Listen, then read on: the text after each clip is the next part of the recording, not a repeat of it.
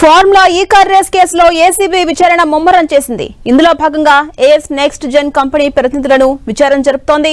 ఇప్పటికే ఈ కేసులో మాజీ మంత్రి KTR, senior IAS officer Aravind Kumar, HMDA retired chief engineer BLN రెడ్డిని విచారించారు ఏసీబీ అధికారులు.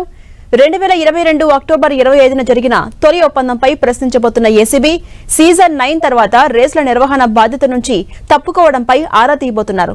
సీజన్ 9 కోసం ఒక దఫా 30 కోట్లు మాత్రమే చెల్లించిన గ్రీన్కో మిగతా 2 విడతల డబ్బులు ఎందుకు చెల్లించలేదో ప్రశ్నించబోతోంది.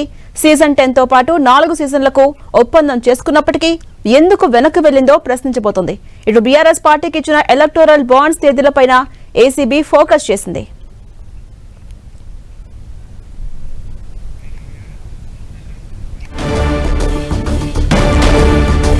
ఫార్ములా ఈ కార్ రేస్లో ఏసీబీ స్పీడ్ పెంచింది. అటు ఏఎస్ నెక్స్ట్ జెన్ ప్రతినిధులను కూడా ప్రశ్నించబోతోంది. పలు అంశాలపై ప్రశ్నించే అవకాశం కనిపిస్తోంది. అప్డేట్స్ మా ప్రతినిధి సునీల్ మనకు అందిస్తారు. కిరణ్, ఫార్ములా ఈ కార్ రేస్లో ఏసీబీ అధికారులు స్పీడ్ పెంచారు. నెక్స్ట్ స్టెప్ ఎలా ఉండబోతోంది? అప్డేట్స్ ఏంటి? ఫార్ములా ఈ రేస్ సంబంధించిన కేసులో ఏసీబీ ఇప్పటికే కేసు దర్యాప్తు ముమ్మరం చేసింది.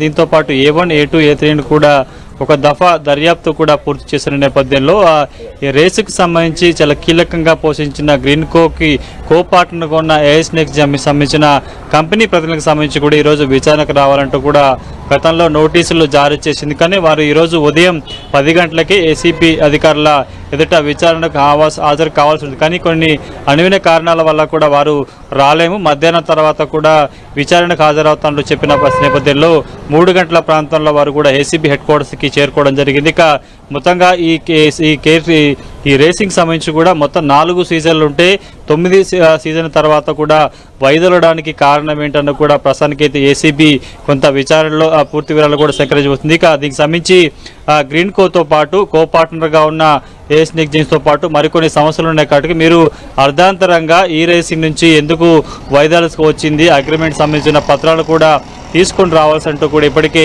ఏసీబీ అధికారులు వారికి సర్వ్ చేసిన నోటీసులో కూడా పేర్కొన్న నేపథ్యంలో కూడా వారికి సంబంధించి ఎందుకు మీరు అర్ధాంతరంగా 4 సీజన్లకు సంబంధించి కొనసాగిస్తుంటే ఒక సీజన్తో వైదొలగాల్సి వచ్చింది, ఏం జరిగిందన్న కూడా ఇటు ఏసీబీ అధికారులు సంస్థ ప్రతినిధులు కూడా ప్రశ్నించబోతున్నారు. కేవలం గ్రీన్కో అనేది మెయిన్ పార్ట్నర్గా ఉంది, ఆ తర్వాత పార్ట్నర్గా ఇటు ఏజెంట్స్తో పాటు మరికొన్ని సంస్థలు కూడా ఉన్నాయి. కాబట్టి అందులో సీజన్ 9కి సంబంధించిన రేసింగ్లో ఈ సంస్థ కీలక పాత్ర పోషించినట్టుగా ఇప్పటికే అధికారులు చెప్పిన నేపథ్యంలో కూడా వారి వద్ద నుంచి వివరాలు సేకరించేందుకు మాత్రం ఈరోజు ఏసీబీ అధికారులను వారిని విచారణకు ఇచ్చినట్టుగా చెప్పాల్సి ఉంటుంది. వారు ఇచ్చిన వివరాలు కావచ్చు, ఇప్పటికే ఐఏఎస్ అధికారితో పాటు బిఎల్ రెడ్డి సంబంధించి కూడా కొంత సమాచారాన్ని సేకరించారు, స్టేట్మెంట్ కూడా రికార్డు చేశారు. కాబట్టి వారు ఇచ్చిన స్టేట్మెంట్ ఆధారంగా ప్రస్తుతానికైతే ఏఎస్ నెక్స్ట్ జెన్ సంబంధించిన ప్రతినిధులు కూడా ఏసీబీ ఉన్నతాధికారులు విచారిస్తున్నట్టుగా తెలుస్తుంది. కాబట్టి ఈరోజు ఇచ్చిన వివరాలకు సంబంధించి వారు సంతృప్తి చెందకపోతే మరొకసారి నోటీసులు జారీ చేసి కూడా ప్రతినిధులందరినీ కూడా పిలిచే అవకాశం అయితే కనిపిస్తుంది. ప్రస్తుతానికైతే ఈ కేసులో కూడా చాలా కీలక అంశాలకు సంబంధించి కూడా ఏసీబీ రాబట్టినట్టుగా మనం చెప్పాల్సి ఉంటుంది. A1, A2, A3 సంబంధించి కూడా ఇప్పటికే ఒక దఫా విచారణ పూర్తి చేసింది. కాబట్టి వారు ఇచ్చిన వివరాలను కూడా ఏసీబీ స్టేట్మెంట్ రూపాల్లో కూడా సేకరించింది. కాబట్టి ప్రస్తుతానికైతే ఈ రేసింగ్కి సంబంధించిన వ్యవహారంలో గ్రీన్కోకి పార్ట్నర్గా ఏఎస్ నెక్స్ట్ జెన్కో ఉంది. కాబట్టి ఎందుకు మీరు అర్ధాంతరంగా 4 సీజన్లో పాల్గొల్సిన వారు ఎందుకు మీరు వైదొలగ వచ్చింది కూడా ప్రధానంగా చేయబోతుంది. ఇక వీటితో పాటు బీఆర్ఎస్ పార్టీకి ఎలక్ట్రో బాండ్ల రూపంలో కూడా పెద్ద మొత్తంలో ఈ సమస్యలు నిధులు మళ్లించాయని కూడా ఆరోపణ నేపథ్యంలో కూడా ఆ వివరాలను కూడా అడిగి తెలుసుకునే ప్రయత్నం కూడా ఏసీబీ ఉన్నతాధికారులు చేస్తున్నట్టుగా తెలుస్తుంది.